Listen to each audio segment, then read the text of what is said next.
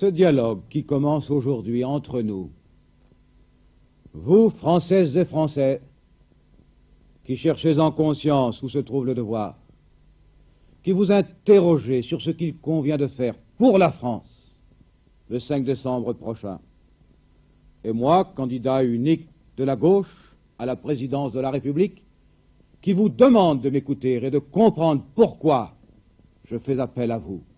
Oui, ce dialogue qui commence aujourd'hui entre nous, je l'espérais depuis longtemps. Je suis candidat contre le général de Gaulle, contre lui seul, car lui seul compte, à droite. Mais ce n'est pas une affaire facile. Si je l'ai entreprise, c'est parce que je crois de toute ma conviction que nous sommes à la croisée des chemins. Le général de Gaulle se fait certainement de la France une idée respectable. Mais il oublie le plus souvent de s'occuper des Français. Or, où en seront les Français dans 10 ans? Sans débouchés, puisqu'on les prive de l'Europe et puisqu'on casse le marché commun. Sans avenir, puisqu'on stérilise notre économie, puisqu'on lésine sur les crédits de l'éducation nationale, puisque 6% seulement des filles et des fils, des ouvriers et paysans accéderont aux postes de responsabilité dans notre société, puisqu'il nous faudrait 3 fois plus de chercheurs scientifiques, puisqu'au sortir de l'école, des milliers de jeunes gens iront s'inscrire au chômage. Mais cette situation est sans doute normale si l'on songe que le général de Gaulle se pose des problèmes qui concernaient nos pères, tandis que moi, et toute la gauche avec moi, j'essaie de me poser les problèmes qui concerneront nos fils. Je sais bien que l'actuel chef de l'État n'ouvre pas la bouche sans expliquer que ce qui va mal en France, c'est la faute de la 4e République, comme le chantonnaient autrefois les muscadins du Directoire. C'est la faute à Voltaire, c'est la faute à Rousseau. Mais soyons sérieux. On voudrait tout de même que la 5e République, qui a maintenant 7 ans, atteigne enfin l'âge de raison. En vérité, depuis la dernière guerre mondiale, la France n'a pas retrouvé son équilibre politique et nous sommes allés d'un extrême à l'autre. Sous le régime précédent, le Parlement avait accaparé tous les pouvoirs. La 4e République s'est enlisée dans les guerres coloniales.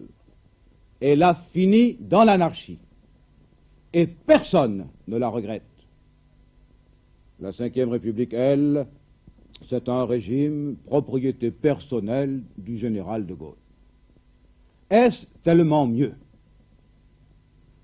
J'ai l'impression que si le chef de l'État, malgré les atteintes de l'âge, veut encore 7 ans de pouvoir, c'est d'abord parce qu'il ne voit autour de lui et parmi ses amis personne qui soit digne d'assumer la fonction. Et c'est bien ce qu'il voulait dire l'autre jour, lorsqu'il proclamait « moi » ou le néant. C'est ensuite parce que lui parti, il sait bien que son régime est perdu. Et c'est enfin, je le crains, parce qu'il a cessé de croire dans les chances de la France. Je préfère, je l'avoue, l'attitude d'un Winston Churchill, qui, en pleine gloire et son parti battu, adresse ses vœux de réussite à ses concurrents plus heureux. Car au-delà des hommes, quel que soit leur mérite, l'histoire continue. Et c'est douter de son pays que de se croire irremplaçable. Les républicains, par conviction, autant que par tradition, combattent le pouvoir personnel. Mais est-il bien sûr qu'en 1965, la majorité des Français, tiraillés par une propagande de caractère totalitaire, et fatigués qu'ils sont de cette République anonyme, ou plutôt de cette République aux 1001 visages qu'ils ont vu défiler depuis un demi-siècle, est-il bien sûr que la majorité des Français soit hostile au pouvoir personnel? Certes, ce n'est pas nouveau. On a déjà vu cela dans notre histoire. Une République impuissante, des républicains divisés, Et cela produit, selon le cas, un 18 Brumaire avec le premier Bonaparte ou un 2 décembre avec le second. Rien d'étonnant dès lors si le 13 mai 1958 nous a rendu Charles de Gaulle. Seulement voilà, qu'est-ce que le pouvoir personnel, sinon l'abandon par près de 30 millions de citoyens français de leur destin dans les mains d'un seul homme, sinon l'abdication de la souveraineté populaire au profit d'un guide ou d'un maître. C'est parce qu'elle a compris cela que la gauche, pour la première fois depuis 30 ans, s'est enfin réunie. C'est pour cela que pour la première fois depuis 30 ans, la gauche, autour de moi, s'est rassemblée face à une droite dominée sans doute par la personnalité du général de Gaulle, mais profondément divisée. La gauche contre la droite. Peut-être pensez-vous que ces mots sont bien vieux et qu'ils ne signifient plus grand-chose. Je vous les abandonne si nous sommes d'accord sur le reste. C'est-à-dire, si nous admettons qu'il y a dans toute société ceux que révolte l'injustice et ceux qui s'en accommodent, ceux qui refusent de changer par indifférence ou bien par intérêt, quoi que ce soit, aux structures du passé, et ceux qui, au contraire, recherchent dans le présent les chances de l'avenir. Eh bien, moi, ce que je vous propose, c'est un choix, et un choix dans tous les domaines, extérieurs, intérieurs, économiques et sociaux. Ou bien vous voulez que le général de Gaulle, ou son successeur, que vous ne connaissez pas encore, mais qu'il vous imposera un jour ou l'autre, décide de tout à votre place, ou bien vous voulez décider vous-même. Et comme tous les grands peuples du monde qui ont accédé à la démocratie, assumez pleinement votre fonction de citoyen. Mais si vous vous contentez d'élire une fois tous les 7 ans un président de la République, quitte dans l'intervalle à le laisser libre d'agir à sa guise comme un souverain absolu, alors faudra-t-il croire que les Français s'estiment moins dignes ou moins capables que les Anglais, les Américains, les Allemands, les Italiens, les Suédois, que sais-je encore, qui, eux, exercent constamment un contrôle sur ceux qui les gouvernent. Mais j'ai dit qu'il fallait choisir, et voici des exemples. Fabriquer la bombe atomique, dépenser pour elle des milliers de milliards d'anciens francs, comme le veut le général de Gaulle, plutôt que de construire les écoles ou les logements dont nous avons besoin, comme je le demande, c'est un choix à faire, mais qui vous concerne et qui vous regarde. Un seul avion Mirage 4, porteur de bombes atomiques, qui sera démodé dans 5 ans, coûte plus cher que 300 logements HLM. Refusez, comme l'a fait le général de Gaulle, d'arrêter les expériences nucléaires qui polluent l'atmosphère et qui frappent dès leur naissance la santé de nos enfants, plutôt que d'inviter le monde, comme je le demande, à cesser cette course infernale au surarmement. C'est un choix à faire, mais qui vous concerne et qui vous regarde.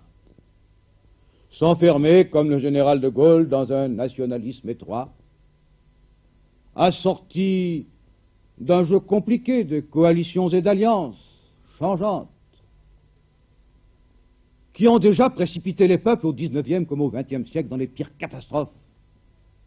Des guerres, des revanches, d'autres guerres, des vainqueurs, des vaincus, jamais les mêmes.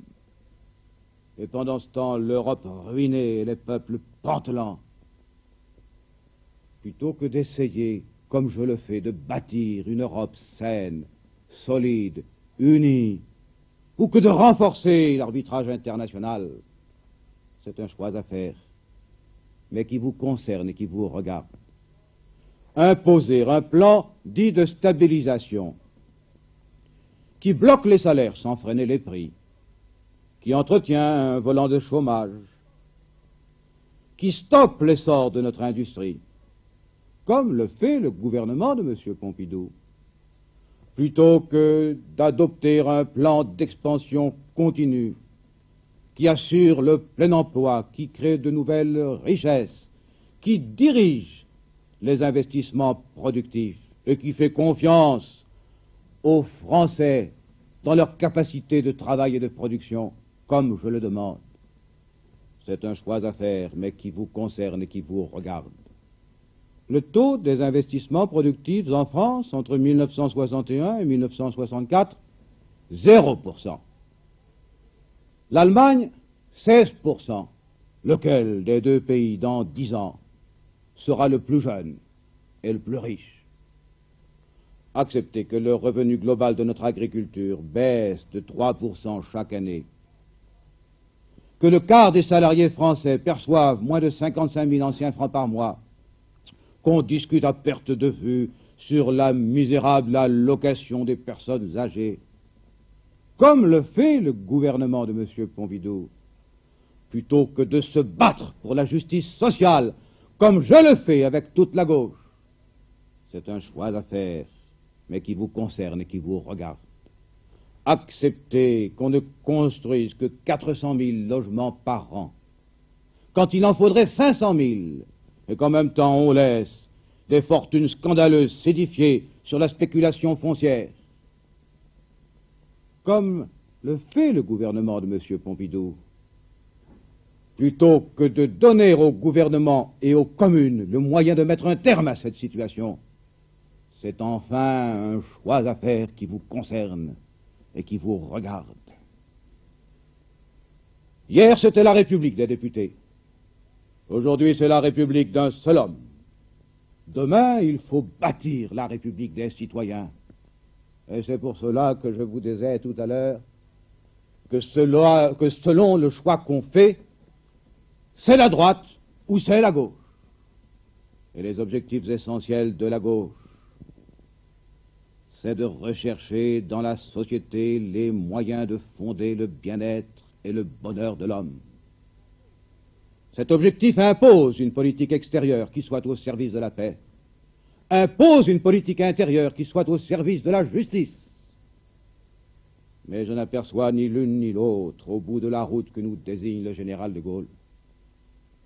Voilà pourquoi je voulais vous parler.